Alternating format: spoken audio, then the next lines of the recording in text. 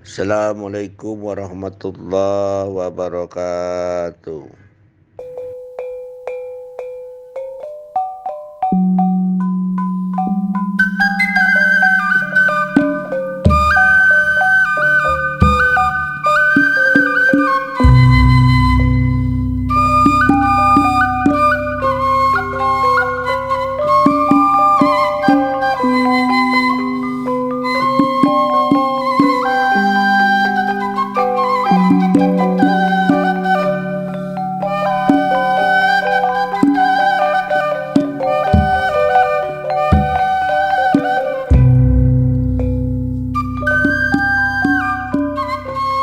Sata acana sim kuring medar ieu carita. Sim kuring nedar tawakuf lumur jembar sihapunten. Boh bilih dina midangkeun ieu carita aya nu teu sapagodos sareng pamendak para pamaos sadayana. Ieu carita mangrupi hasil obrolan sim kuring sareng guru bahasa Inggris nalika sim kuring nyuprih sakola di semea hiji pun guru wastana Dr. Andes Sriwidastra. Mung ieu carita tos diramu deui ku sim kuring pamugi tiasa janten lahan aosan kanggo para pamaos sadayana. Sumangga urang ngawitan carita laksana nikah bagian kahiji.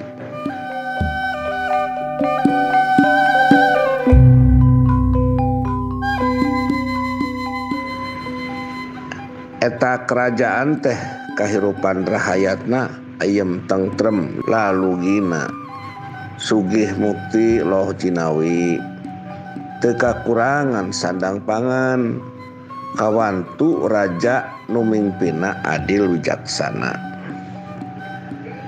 Nyaah karahayatna oge rucita santika dina ngolah negara mingpin nagrina.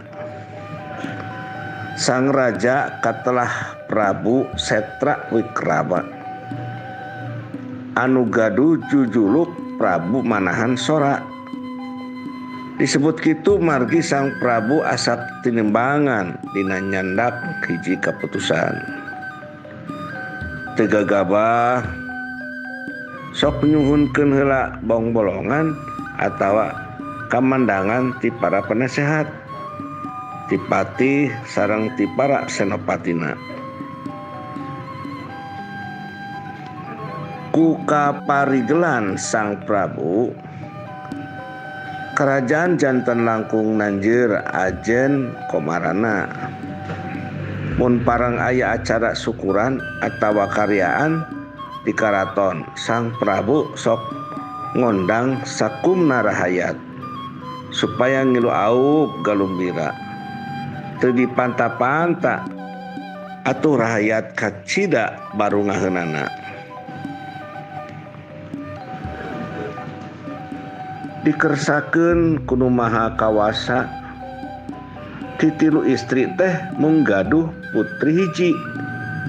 Eta ge mung ti Prameswarina wungkul. Tinu dua selirna mah teu gaduh putra pod kitu deui putri. Atuh kanyaah teh tamplok ka sang putri nu mung hiji-hijina. Sang putri raja tumuwuh dewasa jadi putri anu geulis rancunit geulisna kawanti-wanti lir bidadari ti kahyangan.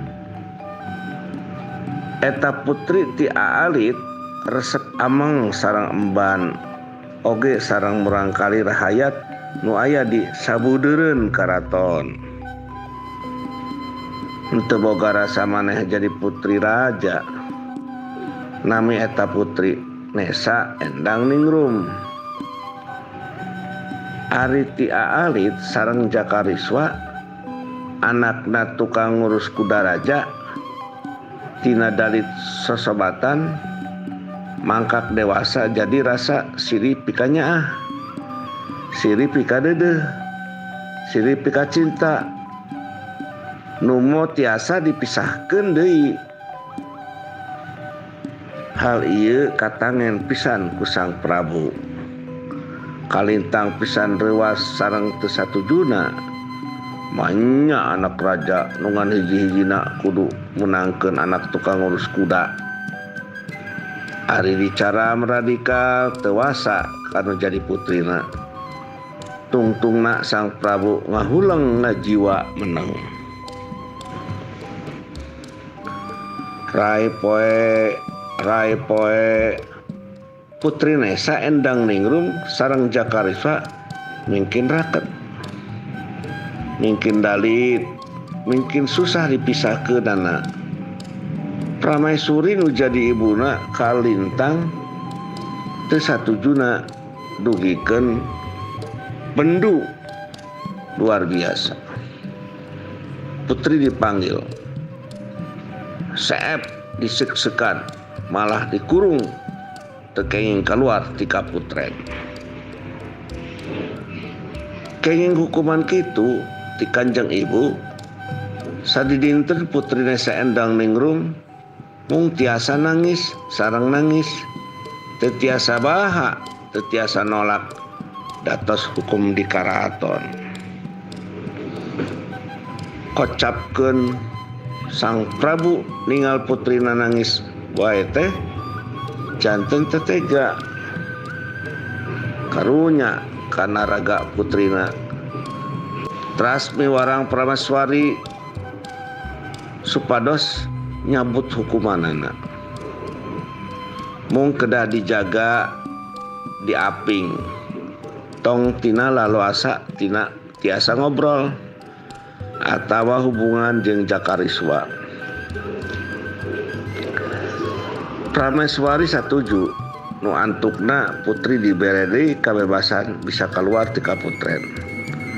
Tapi syaratna teu meunang manggihan Jakariswa. Sabada miwarang nyabut hukuman putrina,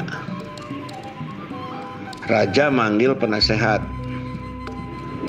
Terus ngabadamikeun kumaha cara nama misahkeun Putri Nesa endang ningrum jeung Jakariswa. Tapi ulah kaciri yen Prabu rek misahkeun maranehna.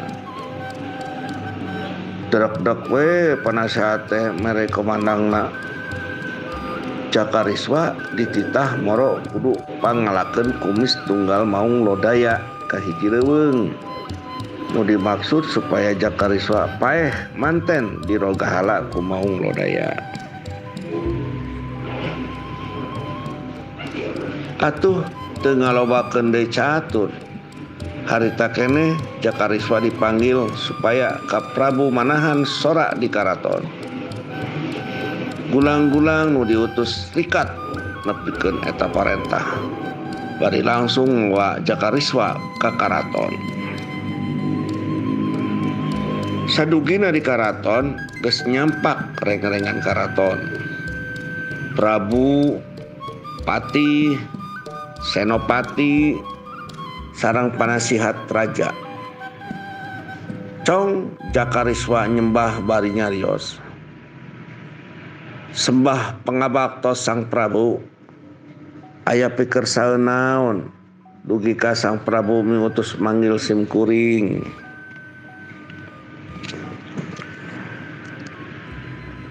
Kieu hei Jakariswa, kula teh meunang mawardi.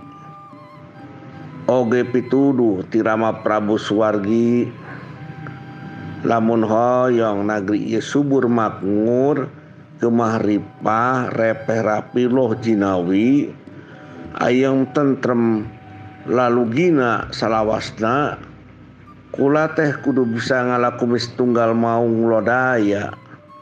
Pikeun tumbal ieu nagri ngan ceuk pituduh teh nu kudu ngalaeta kumis tunggal maung lodaya teh anjeun Jakariswa. Tah kitu Jakariswa, kumaha anjeun sanggup? Saur Prabu. Oh kitu Sang Prabu, kanggo abdi mah tong bujeng kedah ngalaku mis tunggal maung lodaya. Dalah disuhunkeun pati jiwa raga abdi oge. Demi ieu nagri sareng raja abdi sanggem. Moal mundur sasiku. Moal ngejat satunjang beas walon jakariswa.